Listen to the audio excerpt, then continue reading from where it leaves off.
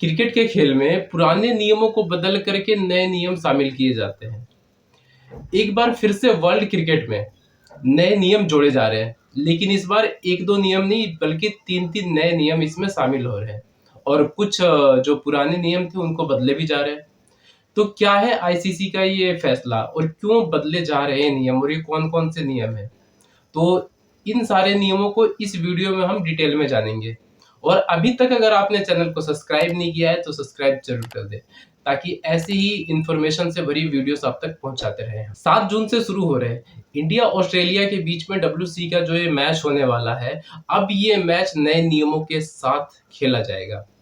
तो ये नियम कौन-कौन से हैं ये? तो जो इसमें पहला नियम है वो है सॉफ्ट डिसीजन। जो पहले होता था कि फील्ड एम्पायर जो होता था, अगर उसको किसी भी डिसीजन पे डाउट होता था, तो वो थर्ड एम्पायर की तरफ रेफर करता था। लेकिन रेफर करते टाइम अपना डिसीजन भी साथ में ही दिया करता था कि मेरी तरफ से ये बंदा आउट है या फिर नो बॉल है या फिर जो भी है। साथ के साथ ही वो थर्ड एम्पायर को भी रेफर करता था।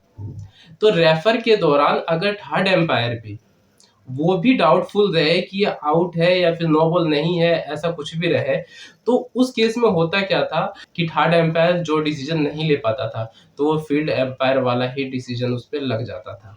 अब ये चेंज होकर के अगर एम्पायर ने थर्ड एम्पायर को रेफर कर दिया है, तो उसका डिसीजन अब थर्ड एम्पायर ही लेगा। और जो सेकंड है इसमें, हेलमेट लगाना बहुत ज़्यादा ज़रूरी हो गया है। जो आईसीसी का जो ये सेकंड नियम है कि जितने भी हाई रिस्क जोन है, वहाँ पे हेलमेट लगाना कंपल्सरी है कि अगर बैट्समैन खेल रहा है तो अगर फास्ट बॉलर है तो उसको हेलमेट लगाना ही पड़ेगा। और साथ के साथ बैट्समैन के आसपास में जो भी फील्डर फील्डिंग कर रहा है, उसको भी हेलमेट लगाना पड़ेगा। या फिर अगर कीपर जो है वो विकेट पे के पास बिल्कुल ही खड़ा होकर के अगर कीपिंग कर रहा है, तब भी उसको हेलमेट लगाना ही है।